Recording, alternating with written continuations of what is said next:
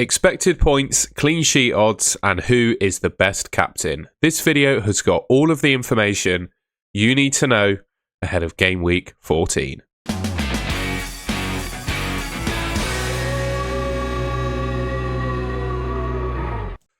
Alright, so the way I do these Ultimate Guide videos, we look at the top players for expected points by position. We look at the next game week in isolation. That's obviously game week 14. And then we take a look at the next 5 game weeks as well. Because I think, you know, when you're looking to buy or pick a player in FPL, I think you should do so with more than, you know, a 1 game week vision. All of the expected points data in this video comes from Fantasy Football Hub. And if you want to see all of this data, I mean, there's expected points data for every game week this season at the moment. Obviously, it's all predicted. So, you know, as the season goes on, it might become a bit less accurate for some players or whatever. But it's all there on Fantasy Football Hub. And you can sign up using the link in the description below. Okay, so for goalkeepers then, well, with Arsenal playing Brentford, Raya is top. 4.2 predicted points for him. Now, the Chelsea game is about to kick off as I'm recording this video. Just due to timing, I have to get the video up. Well, I have to record the video now. There's one glaring omission from the Arsenal team, and that is Saliba. It's Mascara and Hincapié. Hincapié as the 2 starting centre halves. Gabriel is obviously out for a lot longer. He probably won't be back for the new year, I don't think. And then until the new year, and then Saliba's out as well. I don't really know the nature of Saliba's injury at the moment. That might be kept quiet by Arteta for obvious reasons. You know, he's so important to the team. But yeah, that's a little bit of a worry, I'd say, for Raya. We'll see how Arsenal get on in against Chelsea. Petrovic of Bournemouth is in second. I don't know about you. I've been on the Bournemouth defence, Senesi in particular, for a few weeks. Been an absolute disaster. They've conceded a load of goals. They might have Everton at home, but not sure I can necessarily back them. Alisson, well, Liverpool have just kept a clean sheet away at West Ham. Not that that's a particularly challenging thing to do at the moment. They've got Sunderland at home. Crystal Palace have got Burnley away. I think Henderson could be a decent option, to be fair. They did just ship a couple of goals to Crystal Palace, or to Man United, though. And Man United, I was getting confused between Henderson and Lammers. And Man United have got West Ham, and Lammers is up there as well. For the next 5 weeks, well, Raya is the top keeper. 20.6 predicted points for him. Once the Brentford fixtures out the way, they're not too bad. I mean, they got Villa, Wolves, Everton and Brighton. Alisson is second, 19.9 predicted points. Liverpool have got a decent fixture run, as do Man United as well. Interesting to see Lamens not quite on this list. Donnarumma, Man City have also got a good fixture run. Nick Pope's up there, but I think the fact that in the last fixture for Newcastle, you know, Ramsdale played, that would worry me a little bit. And then Petrovic as well. Yeah, Petrovic, interesting one. Defenders then, well, Van Dijk, off the back of a clean sheet against West Ham, is the top defender next week for predicted points, joint with Konate. They both got Sunderland at home. Now, had that been the game been at the Stadium of Light, I probably would almost expect a Sunderland result in that game. But if it's at Anfield, Sunderland's record away from home is nowhere near as good as their record at home. So I do think Liverpool could do well in that game. We've got Timber and Calafiori there as well.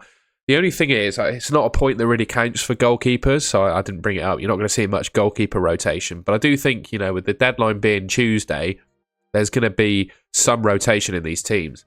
You know, Timber has played, minutes in the Premier League, minutes in the Champions League. He could get rotated, as could Calafiori. Munoz as well. I really like Munoz as an option. But the one thing that's holding me back at the moment from picking him is thinking, well, the guy plays as a wing-back, right? His job is basically to run up and down the pitch all game, every game, for 90 minutes, and he's playing twice a week. So I do worry there might be some rotation for these players. And if you look at the run of fixtures that like the likes of Arsenal and Crystal Palace have had, the games that they have in game week 14 are an opportunity, I think, to rotate. But obviously, given that Saliba is now out for Arsenal, that probably means that Arteta will want to keep Timber and Calafiori, the sort of stalwarts of his back four, in the team. And maybe the same with Glasner for Munoz. Glasner's not a massive fan of rotation either, by the looks of it. What I also thought was worth looking at, because when you look at defenders in totality, you tend to see the more expensive ones. And I thought it's also worth pulling up a view of the cheaper ones for next game week as well.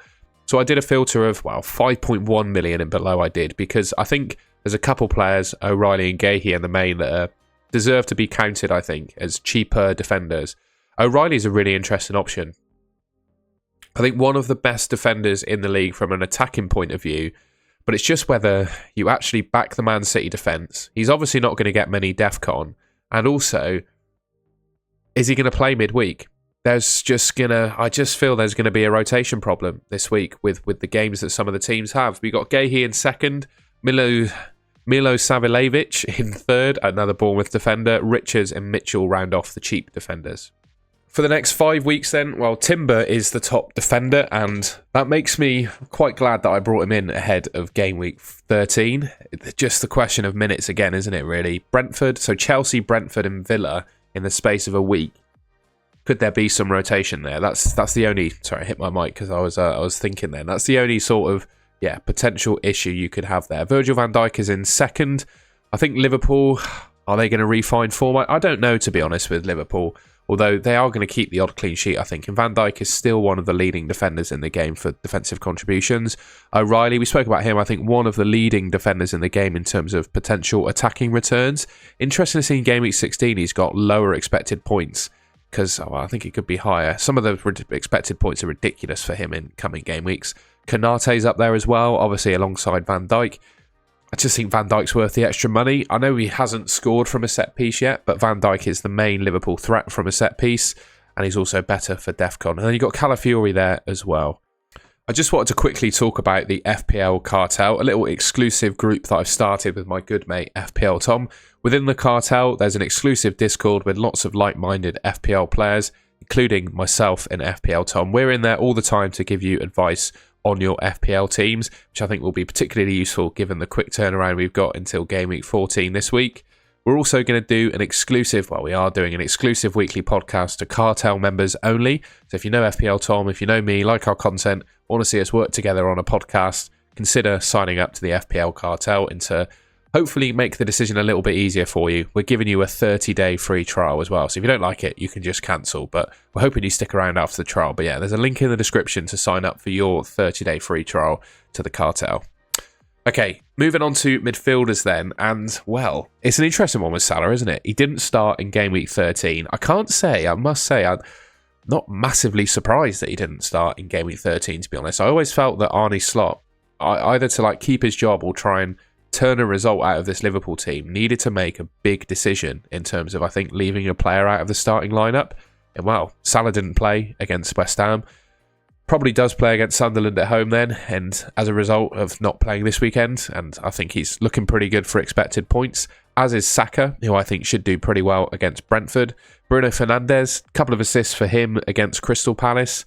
I mean, with Mbeumo off to AFCON, I think he's probably the best Man United midfielder. And I think just in general, the Fantasy Football Hub predicted points algorithm is really heavily against West Ham. It targets West Ham as a fixture that's not great. Well, it's a good fixture, sorry. Bruno Fernandes and Mbeumo and Ahmad all playing West Ham, all amongst it for expected points. So, similar to what I did for defenders, I've done a filter for cheaper midfielders. I set it at 7 million and below. So I think that's a fairly decent price tag to say, you got some cheaper players in there. Ahmad is top, Declan Rice second, Szoboszlai third, Enzo Fernandez is fourth, and Vifa is fifth. There's one player that didn't come up on the predicted points and probably won't come up in the next 5 either, but it's Cole Palmer. He's on the bench, I believe, against Arsenal. Apparently, Maresca said he was apparently ready to start, but I think that's pretty high expectation that he was going to start straight away after being injured. But yeah, he's made the bench against Arsenal, and I have a feeling he's going to start against Leeds. And the Chelsea fixtures beyond that are not too bad at all. So he's not mentioned here yet because he's obviously not fully fit. But I do think Cole Palmer is amongst the top 5 midfielders. Saka is top, Bruno Fernandes second, Declan Rice third, Foden fourth, and Semenyo in fifth. Noting there's no African players. Semenyo obviously represents Ghana. They didn't qualify for AFCON. But we're now seeing, of course, with AFCON coming into force from 17 onwards, or 16, 17, 18 onwards, some of the players that go into AFCON are obviously not amongst the list. So the likes of Mbeumo, Salah, Ismaila Sarr, who you might expect to see here. Obviously, Ismaila Sarr went off injured this week as well. They're not going to appear on the list. So we've got forwards next then. I don't think anyone's going to be surprised at all to see Haaland as the top forward. Fulham away, good fixture for him. Mateta's got Burnley away, another good fixture for him. Isak has got Sunderland at home, a good fixture for him too. But the thing is with Isak, I know he scored against West Ham. I just don't think he's going to start against Sunderland. I think Ekitike has just been so good for Liverpool that there's no way that Isak starts 2 games in a row with how good Ekitike's been. It's really interesting to see Raul Jimenez up there against Man City. And then we got Voltemada, who I really like. I think that Newcastle fixture against Tottenham is a lot better than some of the predicted points algorithms are suggesting. When you look at cheap forwards, so this is a filter of, again, 7 million and below, this week Raul Jimenez is top. And I've got to say, with Muniz being out injured at the moment, I think Muniz is out until the new year, I read. Well, you've got Raul Jimenez with a clear run at the team, probably taking penalties and playing 90 minutes for Fulham. Could do a lot worse than the starting Fulham striker for 6.2 million, but he does have Man City. But saying that, it's not like Man City are the best defence at the moment. Xerxes, he may have scored against Crystal Palace, but you can't bring yourself to pick him. And then you've got the two sort of sub 7 million goats in Welbeck and Thiago. The only thing with Thiago this week, it was one of my doubts about bringing him in Game Week 13. He's obviously playing Arsenal, right? It's the best defence probably in world football right now in terms of football clubs. But it is Thiago. Brentford are so ridiculously good at winning penalties. It wouldn't be a surprise to see them get another one in Thiago to score it against Arsenal. For the next 5 weeks then, the top forwards look like this. Raul Jimenez is really favoured by this predicted points algorithm, which is interesting. Haaland is obviously top. Mateta is second. Raul Jimenez third. And Thiago and Isak fourth and fifth. For me, I think the best front three in FPL right now is Haaland, Mateta and Thiago. And I would... Going into Game Week 13, I was getting concerned about Mateta's potential rotation for 14 onwards, because Nketiah's back fit, he's scored some goals this season, not looked too bad, but with Ismaila Sarr going off injured in Game Week 13, I think Nketiah replaced him directly on the pitch, and I think that boosts Mateta's minutes, to be honest. So the one worry I had about Mateta is kind of gone away, and the fixtures are pretty good for Palace. Burnley, Fulham, Man City, but it's at Selhurst Park. Let's be honest, City could concede to Crystal Palace in that game. Leeds and Tottenham. Yeah, fixtures for Crystal Palace, they look pretty good, don't they? A quick look then at clean sheet odds as well. We've got one more thing to round off the video as well. I mean, it's a clear show for Arsenal, isn't it? Top team for clean sheet odds. In most game weeks, they have at least 40% likelihood to keep a clean sheet. I think even if they don't against Chelsea this week, I still think they're by far and away the best defence in the league. Even without Gabriel and Saliba, I would honestly back them. Man City, some of the odds are good. Game weeks 15 and 17. Obviously, 15 they've got Sunderland. In 17 they've got West Ham.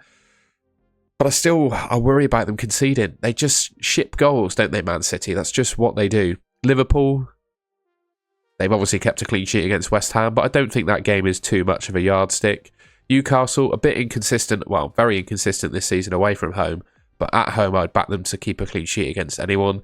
Chelsea got some decent fixtures, Man United too, but honestly, when I look at these clean sheet odds, there's not really a team that massively impresses me. I don't know if you feel the same, but yeah, it's just my thoughts on clean sheet odds. Arsenal were the best, and then much of a muchness between the rest. That was a little bit rhymy, wasn't it?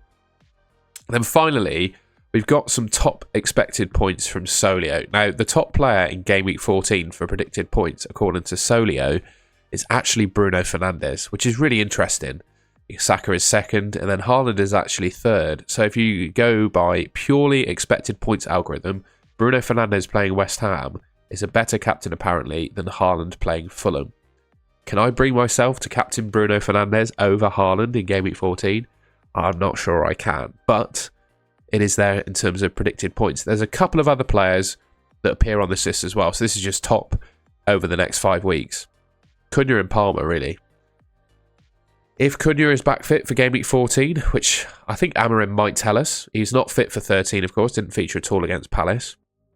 He could be a really good option, and I think he might not even be for 14, but sort of 15, 16, particularly when Mbeumo goes to AFCON.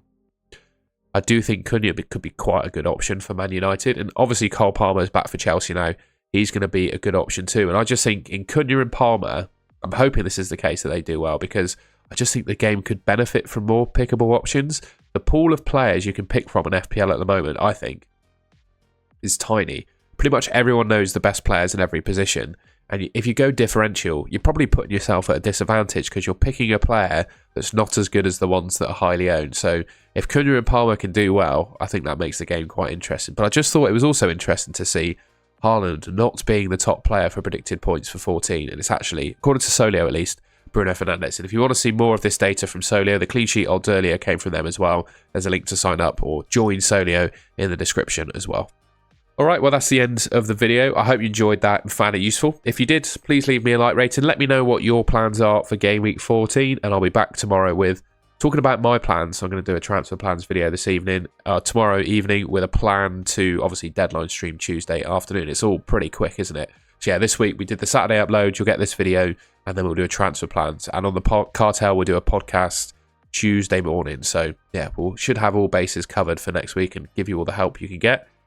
And yeah, if you haven't already, please subscribe to the Golden Goal channel. It should be just there on your screen. And yeah, that just leaves me to say thank you very much for watching. I'll see you in my next video.